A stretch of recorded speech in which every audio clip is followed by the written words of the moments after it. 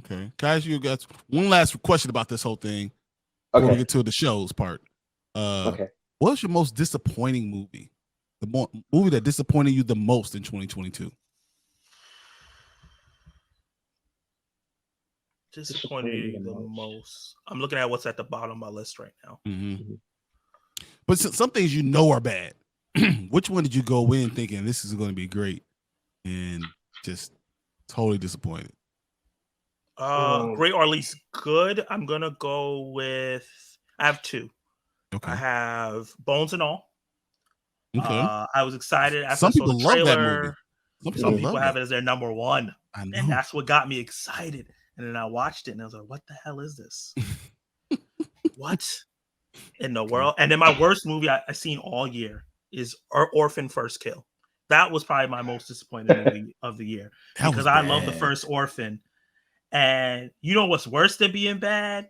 Because if you're bad and I can laugh at you, that's fine. I got some entertainment out of you. But when you're boring, that drives me nuts. I was bored. I was like, this is the same movie. It's the first movie, but not as good. You gotta love how they made the weird decision to make a prequel 13 years after the fact. When Isabel Furman looks significantly older, she's 13 years older. She looks like a 33-year-old woman now. You know, one of the things that made with her. Yeah, one of the things that made the first one so creepy is that she looks so young and innocent. You know, this was a movie where like CG de-aging was very, very necessary.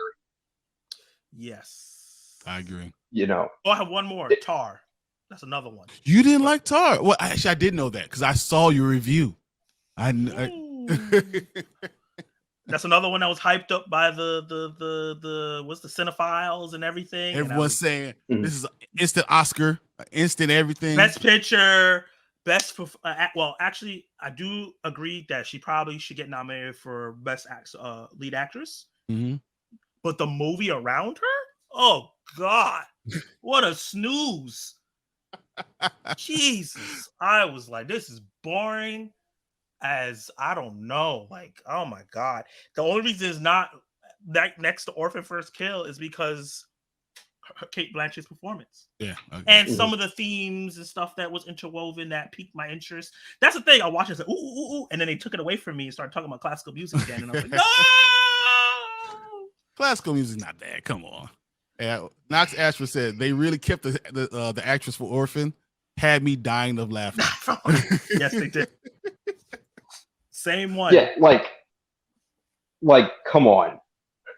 All right. I got over that. I was like, whatever. This is what the they actress. Did. But the movie, if the movie was good, I wouldn't have cared. All right, B, what you got? Which one for you? For most disappointing, there's two. I'd say Lightyear. I liked Lightyear. Really? I liked elements of it, but I think it really could have done more with its premise. I think that okay. I can see that. They could have adapted a couple episodes of Buzz Lightyear of Star Command. Yes. That really leaned into the possibilities of the premise. You know, rather than just making a watered down kiddie version of Interstellar, basically, like they did. There's more they could have done, and I don't think anything's more disappointing and frustrating when you have a really great grand premise that you could do a lot with, and you just don't. I think there was a lot. You decide not to. Yes. You decide not to. You play it safe, and you tether yourself. You have such a great epic premise. Do something with it. That's what really let me down with Lightyear. And the other one that I would say, I almost said Thor: Love and Thunder, but that's kind of low-hanging fruit at this point because I know I've picked on that movie multiple times.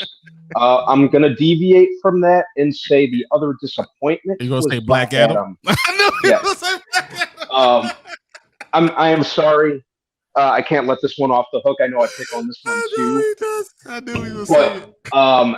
it really had the opportunity to do, once again, it had the opportunity to do a whole lot more, especially with the premise of an anti-hero. And if you're familiar with the character of Black Adam, he does some very unscrupulous, questionable things in the comics.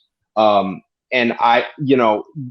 the movie was too afraid to go beyond Dwayne Johnson with superpowers. He never came off as an anti-hero so much as he just came off as oh no, it wasn't that bad. It's very much a Sunday. It's very much a Sunday afternoon while folding laundry when it's on TNT type of movie. Okay. It just seemed like, Dwayne Johnson, as much as I love him, his ego kind of got in the way of making it what it could have been. And definitely made Black Hero a superhero. Yeah, he was a superhero who just brooded and just was a little more stoic than the average one. Yeah. My boy Clayton's in the chat. What's that? What's up, Clayton? Oh, what's up, Clay? That's my boy. Yeah, he goes to see some of these movies with me. Oh, that's awesome. Yeah, that's awesome. So, I'd say that was the other disappointment. I mean, hell, like Wakanda Forever, Namor was more of a Black Adam than Black Adam. And at least that Marvel's Black Adam. Yeah, this is what they did though. And at least that was. Think of it, they're both old. Instead of one Egypt, the one was in Central America. This is like it literally was mirroring the same story. So and at least the reason why those movies are not disappointed in me is because I didn't have expectations for them. And at least Tenoch Huerta was willing to wear the black hair and the pointy ears. The Rock couldn't even do that. I mean, with the wings on the feet. With the wings on the feet. To be fair, and he made him look cool. Yes. To be fair, The Rock, they're not the same level actors though. No, let's not go there and think they're the same level. Or at least he was able. Well, no, they're not the same level, dude. Yeah. It's Denzel ain't gonna wear makeup, dog. He's not gonna be wearing the clown makeup. He's a different level. The Rock can be charismatic and a good actor when he wants to be. Especially early on when he was really getting his feet. He wasn't that bad. Do you really hate this? I don't. No, don't get me wrong. I don't hate it. I'm just disappointed. He could have done so much more, especially considering this was a passion project that he was trying to get made for over a decade. Here's what I know that you're telling exactly the truth, because before the movie came out, this is exactly what Brandon was saying. I'm afraid The Rock is going to be The Rock instead of being Black Adam. That's exactly what he said before it came out. And guess what? That's how he feels it came out. I didn't mind it because I think he deviated a lot more than I thought he was going to deviate. So it's not disappointing to me. And it made more money than I thought it was going to make. I thought it was going to make $200 million, just break even, and it almost made $4 million. So I was like, I'm not that disappointed. Breaking even. 4 was breaking even. Well, they only it's $225 million was how much they spent on the movie. Marketing before marketing, marketing another $200 million. And whoever created that kid character in Black Adam, be shot, right? Ought to be ashamed of themselves. Come over. I just want to talk. That's all. I just want to talk. Okay. I just want to talk to you. You can list so many reasons why. Like the ADR was bad. Like I think it's a really good movie. I enjoyed the hell out of it. Yeah. But it wasn't bad. It just wasn't anything. Superhero film. They had characters that didn't matter. They had 2 superheroes that really didn't matter at all in the plot line, but they had 2 superheroes that were unbelievable. The only problem is those 2 superheroes that are unbelievable weren't Black Adam. Yeah, Hawkman and Dr. Fate were amazing. I don't think they could have improved. I don't think that they could have done any better spot-on casting than Dr. Fate Pierce was Brosnan so stuff. good, and Aldous Hodge is such an underrated actor. Just by that by itself, I would never say this is bad. Like I just can't, because Aldous Hodge saved it to me. Yeah, he's a great actor, and I really liked him as Hawkman. I'd be down for a Justice Society movie, but obviously that's not going to happen with us, starting fresh with DC. That was James Gunn. But okay. I got two too. All right, so yeah, your turn. Mine's The Bubble, because when I first thought I was watching it, I was like, man, they got some great actors in this. It was awful. It was beyond awful. I was like, I Why can't did you believe do I'm that still to watching yourself? this. Why am I Why'd you still do that to watching this? Why'd they do my girl Karen Gillan like that? Dude, the Why she whole signed up for that movie?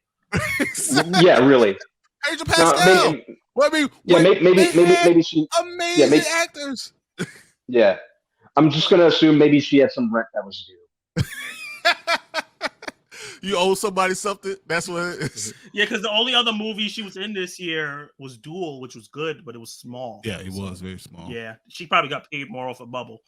And Probably got paid more off a Bubble. my other one is Firestarter.